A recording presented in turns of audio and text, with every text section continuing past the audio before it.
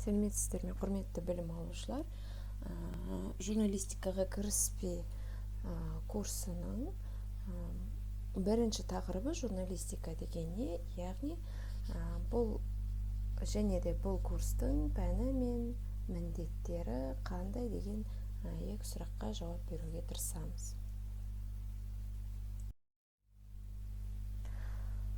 Журналистика тақырыбын бастамас бұрын бұның негізгі этимологиясына тоқталмас бұрын, терминологиямен жұмыс жасамас бұрын сіздердің таңдап отырған мамандықтарыңыздың өзектілігін атап өткіміз келеді. Яғни журналистика нақты статистикалық деректер бойынша экономиканың 4-ші секторына айналып отыр. Демек, қай елдің болмасын, біз дәл қазір негізі дамыған елдер жайлы айтып отырмыз. Журналистика ауыл шаруашылығы, өнеркәсіп және қызмет көрсету саласынан кейінгі ел экономикасына недәуір табылса келетін 4-ші сектор болып отыр. Сондықтан бұл сұраныстағы мамандық және сіздердің таңдауларыңыз дұрыс деп санауға әбден болады.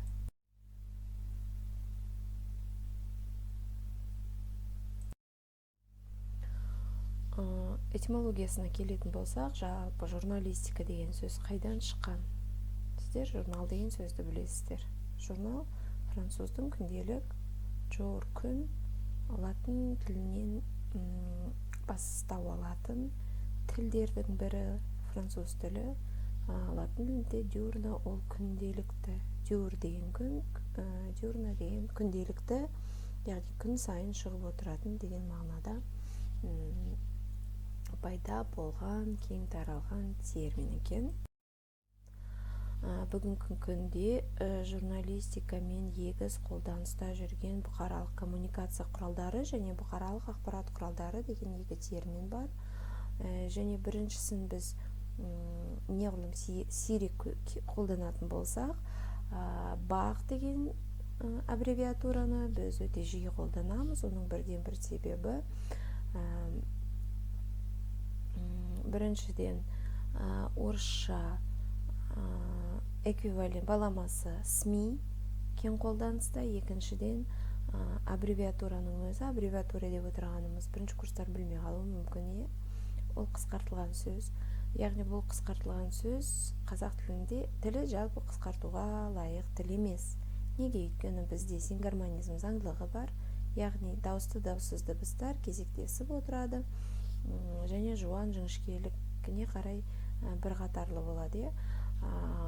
Дәл осы жағдайда осындай сәтті шыққан қысқарту, яғни дауыссыз дауысты дауыссыз дыбыс қатарынан кезектесіп тұр. Сондықтан бұл сөзді біз кеңінен қолданамыз және оны жатсынбаймыз. Қай уақытта жатсынуымыз мүмкін? Кейбір аббревиатуралар, мысалы біздің университетіміздің атын біз көбінесе орысша аббревиатураны қолданамыз, өйткені қазақшасы қа-е-у екі дауысты дыбыс қатарынан тұр, айтқанға икемсіз, ыңғайсыз және бөтен естіледі. БАқ өте сәтті шыққан аббревиатура және осыдан кейін біз бұқаралық ақпарат құралдары деген терминнің әрбір құрамдасына жеке-жеке тоқталып өтетін боламыз.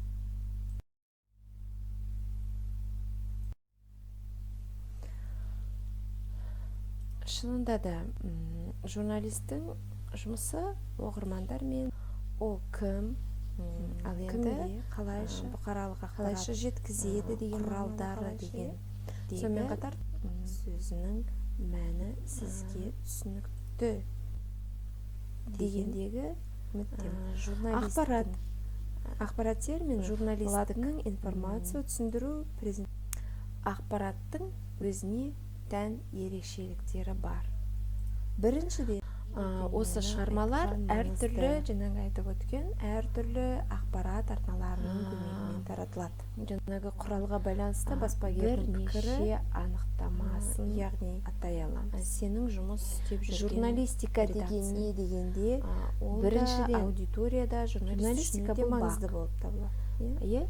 бақтың жұмыс істеу үшін қажетті тиісті идеологиялық мекемелер, газеттер, радиокомпаниялар, ақпараттық агенттіктер, министрліктер, ведомстволардың баспасөз қызметтері және басқа да бөлімшелер. Осының барлығын біз журналистика деп атаймыз. Ол оның бірінші анықтамасы.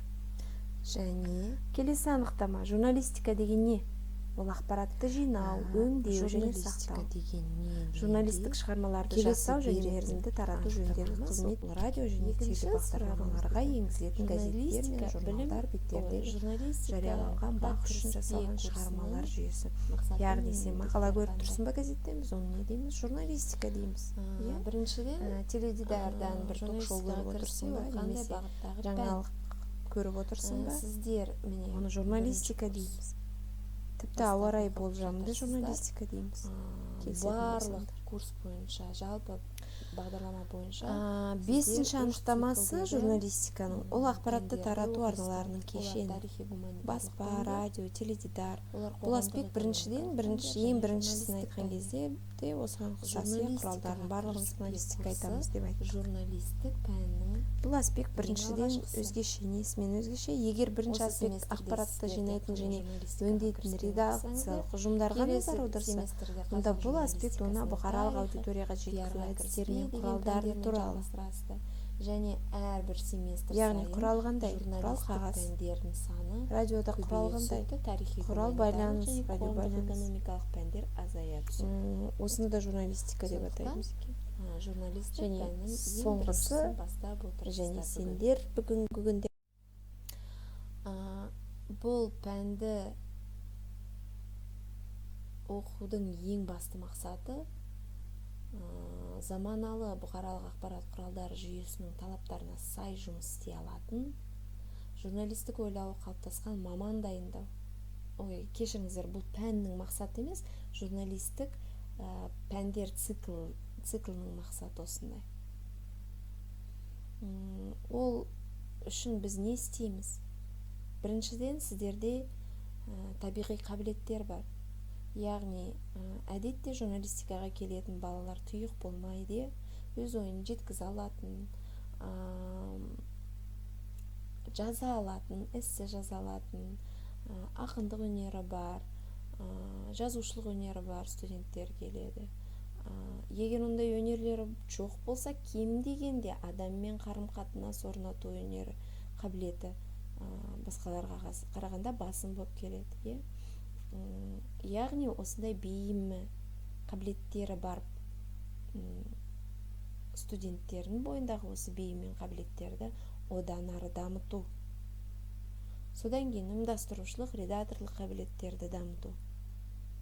Ақпаратты жинау мен өңдеуді үйрету. Журналистік шығарманы дүниеге әкелу. Осының барлығына журналистік циклдегі пәндер ұмтылады екен. Енді осыған дейін де айтып кеттік, журналистиканы оқыған студент бір нәрсені түйіп алу керек ойына. Бүгін біз сіздермен журналистикаға кіріспе пәнінің теориясын бастап отырмыз. Бірақ теория әр уақытта практикамен ұштасып отыру керек. Сондықтан сіздерге берілетін тапсырмалардың барлығы дерлік, барлығы түгелдей 100% барлығы емес, әрине, барлығы дерлік практикалық қабілеттерді дамытуға бағытталған сондай сипаттағы тапсырмалар болады. Яғни кем дегенде шығарма жазу, эссе жазу, сауалнама жүргізу, бейнебаян түсіру, презентация жасау. Бұлардың барлығы шағын болса да практика, оның үстіне сіздер өндірістік оқу практикаларына жолданатын боласыздар келесі жоғары курстарда. Бірінші курста да ондай оқу практикасының түрі бар. Сондықтан естеріңізде болсын, журналистика теориямен шектелмейді. Журналистика практикамен қатар жүру керек. Журналистік білім алу үшін.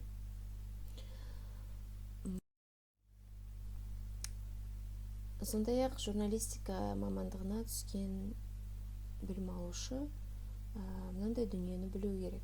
Саяси плюрализм журналистік қызметтің белсенді болуын талап етеді. Плюрализм деген не? Плюрализм деген қазіргі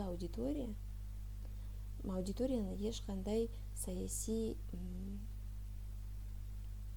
цензура басқармайды. Цензура әр уақытта бар, бірақ қазір цензура көлеңкелі цензура, біз нақты цензура деп атамаймыз, идеология шарықтап тұрған заман емес. Яғни аудитория не оқимын, не көремін, не тыңдаймын, өзі таңдайды. Аудиторияның еркіндігі бар. Яғни сіздерде болашақ маман ретінде өте көп бәсекелестер бар. Бәсеке бар жерде даму бар. Сондықтан даму үшін сіздер ең бастысы мықты білім алуларыңыз керек, теорияны практикамен ұштаса білулеріңіз керек. Осының барлығын журналистикаға кіріспе пәні үйретіп бастайды. Және сөзіміздің соңында журналистикадағы екі қарама-қайшылық жайлы айтқым келіп тұр. Бұл екі қарама-қайшылық жайлы мен Ломоносов атындағы МГУ-дің бір профессорынан естідім. Ол мен үшін жаңалық болған жоқ, бірақ оған дейін, осы айтылған сөзге дейін, мен бұл екі қарама-қайшылықтың барын білмедім және оған мән бермедім. Сіздер біліңіздер, сіздер де мән беріңіздер. Журналистикада екі қарама-қайшылық бар. Және осы қарама-қайшылықты сіздер мойындауларыңыз керек. Бірінші, журналистика ең қарапайым және ең қызықты мамандық. Несімен қарапайым? Қарапайым болса онда мен неге? Ең қызықты деп ең маңызды мамандық. Онда мен неге болып мамандықты оқимын? Онда маған диплом не керек? Қарапайым болса. Бірақ бұл шындық. Ол қарапайым мамандық. Мынандай мысал келтірейік. Бір бөлмеге, немесе бір пәтерге біз 10 шақты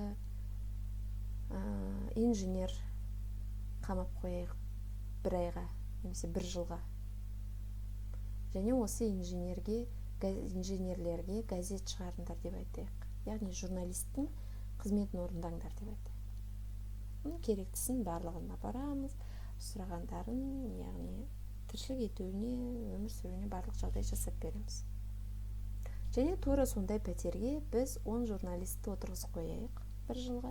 Және оларға ана инженерлер істей алатын дүниені, яғни самолет ойлап табыңдар деп айтайық. Бір жылдан кейін біз осы екі пәтерге келген кезде инженерлеріміз бір емес 50 газет шығарады бір жыл ішінде. Ал 10 журналистің ешқайсысы самолет ойлап таба алмайды. Бұл шындық. Сондықтан бұл қарапайым мамандық. Оны көп адам меңгере алады. Тек қана практика болса болды. Бірақ ол өте маңызды мамандық. Қарапайым болғанмен де ол өте маңызды. Ол инженердің жұмысына да маңызды. Өйткені журналистика арқылы біз қоғамды билей аламыз. Біз қоғамды дұрыс бағытта тәрбиелей аламыз. Ол жайлы журналистиканың функциялары, қызметтері деген тақырыпта әлі де өтетін боламыз. Яғни журналистиканың маңыздылығы неде деген сұраққа жауап береміз. Бұл бірінші қарама-қайшылық. Журналистикадағы екінші қарама-қайшылық, ол журналистика ең демократиялық құрал бола тұра, қоғамды реттеп басқарудың таптырмас құралы. Түсініксіз болуы мүмкін, Неге демократиялық құрал бола тұра? Демократия деген не? Демократия деген халықтың сөз бостандығы. Яғни журналист ол халықтың қоғамдағы айтылатын сөзді билікке дейін жеткізеді. Одан артық, журналистикадан артық демократиялық құрал жоқ. Басқа да демократияны білдірудің құралдары бар, бірақ ең демократиялық құрал болып табылады. Демократиялы бола тұра, ол халықтың ойын пікірін, сөз еркіндігін жарыққа шығара тұра, сол халықты журналистика басқара алады. Журналистика қоғамды алдай алады, журналистика қоғамды реттей алады, журналистика қоғамды дұрыс бағытқа, дұрыс емес, керек бағытқа жөн сілтей алады. Және сол бағытта дамыта алады қоғамды. Осындай екі қарама-қайшылық бар журналистикада. Сонымен бүгінгі біздің бірінші дәрісіміз осымен тәмам. Сұрақтарыңыз бар болса, чатқа жазуларыңызға болады, және бұл дәріс бойынша тапсырмалар төменде берілген, оларды сол тапсырманы орындауға кеңес беремін.